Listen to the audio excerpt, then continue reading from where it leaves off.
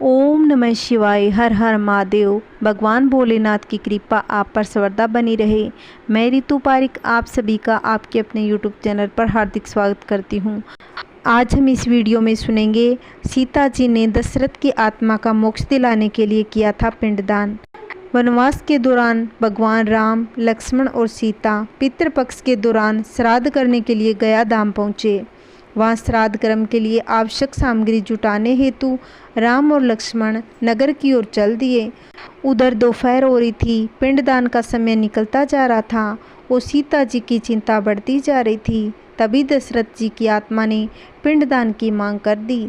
गया जी के आगे फाल्गु नदी पर अकेली सीता जी असमंजस में पड़ गई। उन्होंने फाल्गु नदी के साथ वट वृक्ष, केतकी के फूल और गाय को साक्षी मानकर बालू का पिंड बनाकर स्वर्गीय राजा दशरथ के निमित्त पिंडदान दे दिया। थोड़ी देर में भगवान राम और लक्ष्मण लौटे तो सीता जी ने कहा कि समय निकल जाने के कारण मैंने स्वयं पिंडदान कर दिया। बिना सामग्री के पिंडदान कैसे हो सकता है? इसके लिए राम ने सीता से प्रमाण मांगा। तब सीता जी ने कहा कि यह फल्गु नदी की रेत और केतकी के फूल, गाय और वट वृक्ष मेरे द्वारा किए गए श्राद्ध कर्म की गवाही दे सकते हैं। लेकिन फल्गु नदी, गाय और केतकी के फूल तीनों इस बात से मुकर गए। सिर्फ वट वृक्ष ने सही बात कही। तब सीता जी ने दशरथ का ध्यान करके उनसे ही गवाही देने की प्रार्थना की। दशरथ जी ने सीता जी की प्रार्थना स्वीकार कर घोषणा की कि ऐन वक्त पर सीता ने ही मुझे पिंडदान दिया। इस पर राम आसक्त हुए, लेकिन तीनों गवाह द्वारा झूठ बोलने पर सीता जी ने उनको क्रोधित होकर श्राप दे दिया। फल्गु नदी जा तू सिर्फ नाम की नदी रहेगी, तुझ में पानी नहीं रहेगा। इस कारण फल्गु नदी आज भी सूखी रहती है। गाय को श्राप दिया कि तू पूज्य होकर भी लोगों का जूठा खाएगी, और केतकी के फूल को श्राप दिया कि तुझे पूजा में कभी नहीं चढ़ाया जाएगा। वट वृक्ष को सीता जी का आशीर्वाद मिला, उसे लंबी आयु प्राप्त हुई।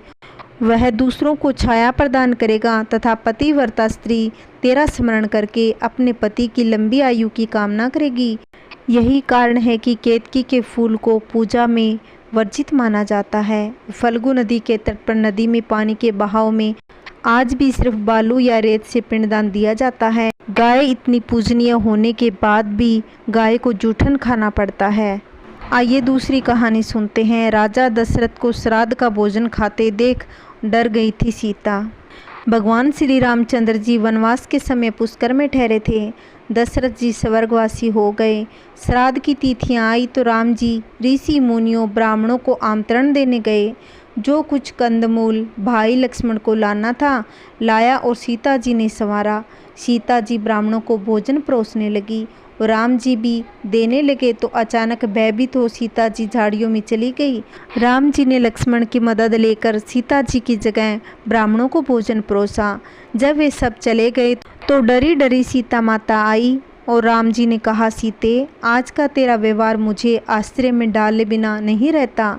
सीता जी बोली, नाथ क्या करूं? जिनको श्राद्ध के निमित्त बुलाया था, जैसे ही वो खाने बैठे इतने में आपके पिताजी मेरे ससुर जी उसमें दिखने लगे। अब ससुर जी के आगे मैं कैसे घूमूंगी, इसलिए मैं शर्म के मारे भाग गई। आइए अब जान लेते हैं पितरों का श्राद्ध करने में किन नियमों का ध्यान रखना चाहिए। इन 15 दिनों में लोग अपने पूर्वजों को याद करके और उनकी तिथि के हिसाब से उनका श्राद्ध करते हैं। शास्त्रों में श्राद्ध कर्म को लेकर कुछ नियम बताए गए हैं जिनका हमें पालन करना चाहिए। ब्राह्मणों को भोजन कराते समय इन नियमों का पालन अवश्य करना चाहिए। जो श्राद्ध कर्म का भोजन ग्रहण करते हैं उसके अनुसार ब्राह्मण को भोजन मौन रहकर एवं व्यंजनों की प्रशंसा किए बिना भोजन करना चाहिए। कहा जाता है कि पितर तब तक ही भोजन ग्रहण करते हैं तब तक ब्राह्मण मौन रहकर भोजन करते हैं। शास्त्रों में श्राद्ध कर्म को लेकर यह भी नियम बताया है कि जो लोग पूर्वजों के श्राद्ध में ब्राह्मणों के अलावा अपनी बहन, दामाद और भांजों को नहीं बुलाता, उसके द्वारा किए गए श्राद्ध का अन्न पितर ग्रहण नहीं करते। पितृपक्ष में श्राद्ध करते समय यदि कोई भिक्षुक भिक्षा लेने आ जाए उसे आदरपूर्वक भोजन कराना चाहिए। जो व्यक्ति ऐसे समय में घर आए याचक को भगा देता है उसका श्राद्ध कर्म पूर्ण नहीं माना जाता, उसका फल नष्ट हो जाता है। पितरों की पसंद का भोजन दूध, दही, घी और शहद के साथ अन्न से बनाए गए पकवान जैसे खीर आदि है, इसलिए ब्राह्मण को ऐसा भोजन कराने का विशेष ध्यान रखें। तैयार भोजन में गाय, कुत्ता, कौवा, देवता, चींटियों का सबसे पहले भोजन निकालना चाहिए। आइए तीसरी कहानी सुनते हैं।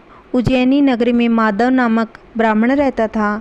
उसकी ब्राह्मणी के एक बालक हुआ था। वह उस बालक की रक्षा के लिए ब्राह्मण को बैठाकर नहाने के लिए चली गई। तब ब्राह्मण के लिए राजा का पावन श्राद्ध करने के लिए बुलावा आ गया। यह सुनकर ब्राह्मण ने जन्म से ही गरीबी होने से सोचा कि जो मैं शीघ्र न गया तो दूसरा कोई सुनकर श्राद्ध का आमंत्रण ग्रहण कर लेगा, परंतु बालक का यहाँ रक्षक नहीं है, इसलिए क्या करूँ। जो भी हो, बहुत दिनों से पुत्र से ही अधिक पाले हुए इस नेवले को पुत्र की रक्षा के लिए रख देता हूँ। ब्राह्मण वैसा करके चला गया। फिर वह नेवला बालक के पास आया और काले सांप को देकर उसे मार कोस से टुकड़े टुकड़े करके खा गया। फिर वह नेवला ब्राह्मण को आता देख लहू से भरे हुए मुख और पैर किए शीघ्र पास आकर उसके चरणों पर लौट गया। फिर उस ब्राह्मण ने उसे वैसा देखकर सोचा कि इसने मेरे बालक को खा लिया। ऐसा समझकर नेवले को मार डाला। बाद में ब्राह्मण ने जब बालक के पास आकर देखा तो बालक आनंद से खेल रहा था। ऐसा देखकर ब्राह्मण दुखी हुआ और पश्चाताप करने लगा। आइए और राजा की और ब्राह्मण की कथा सुनते हैं। एक राजा ने अपने पिताजी का श्राद्ध किया और ब्राह्मणों को भोजन पर बुलाया। जब ब्राह्मण भोजन करने आए तो राजा स्वयं ही उनके पांव धोने लगे। इस बीच एक ब्राह्मण ऐसा आया जिसके पैर मिट्टी लगने के कारण काफ़ी गंदे हो गए थे। यह देख राजा को थोड़ा आश्चर्य हुआ, यूं कहें कि अच्छा नहीं लगा। राजा अपने आप को संभालते हुए बोला कि महाराज, आपके पैर तो काफ़ी गंदे हो गए हैं। इस पर ब्राह्मण थोड़ा मुस्कुराया और बोला, राजन, ब्राह्मण के पैर तो ऐसे ही होते हैं। इस पर राजा चुप हो गया। इसके बाद सभी ब्राह्मणों ने भोजन किया और राजा की तारीफ की। राजा ने पूछा, कोई सत्कार में कोई कमी तो नहीं रह गई। इस पर सभी ब्राह्मण एकमत होकर बोले, हे राजन, जितना आपका सत्कार अच्छा था उतना ही स्वादिष्ट आपके द्वारा बनाया गया भोजन। राजा देख रहा था, सभी उसके भोजन की तारीफ कर रहे थे, लेकिन गंदे पांव वाला ब्राह्मण कुछ नहीं बोला। इस पर राजा को एक युक्ति सूझी और उसने कहा कि जो ब्राह्मण अभी भी एक लड्डू खाएगा उसे एक सोने की मोहर दी जाएगी। यह सुनते ही सभी ब्राह्मणों ने एक एक लड्डू तुरंत खा लिया, लेकिन गंदे पैर वाले ब्राह्मण ने लड्डू नहीं खाया। इस पर राजा ने कहा कि जो ब्राह्मण 2 लड्डू खाएगा उन्हें सोने की 2-2 मोहरें दी जाएगी। इतना सुनना था कि ब्राह्मणों ने 2-2 लड्डू फिर से खा लिए। इस बार भी गंदे पांव वाला ब्राह्मण ने कुछ नहीं खाया। ऐसे करते करते राजा ने 20 लड्डुओं का खाने की बात कहकर 20 मोहरें का लालच दे दिया, लेकिन गंदे पांव वाले ब्राह्मण ने एक बार भी लड्डू नहीं खाया। इस पर राजा ने उस ब्राह्मण से लड्डू न खाने का कारण पूछा।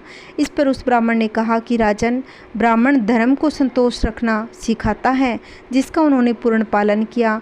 उन्हें जितनी भूख थी उन्होंने उतना खाया। ऐसा नहीं कि मोहरे के लोभ में फंसकर वे अधिक लड्डू खाएं। ऐसा करने से स्वयं के साथ तो गलत करते ही हैं, धर्म को भी धोखा देते हैं। यह सुनकर राजा ब्राह्मण के पैरों में गिर पड़ा और माफ़ी मांगने लगा। कहा, महाराज, मैं आपके गंदे पैरों को देखकर आपका उपहास करने का तुला था, लेकिन आपने तो उल्टा मेरी ही आंखें खोल दी। जय श्री कृष्णा, राधे राधे। अगर आपको मेरी वीडियो अच्छी लगी है तो लाइक करना, शेयर करना, कमेंट करके बताना कहानी कैसी लगी। जय श्री कृष्णा, राधे राधे।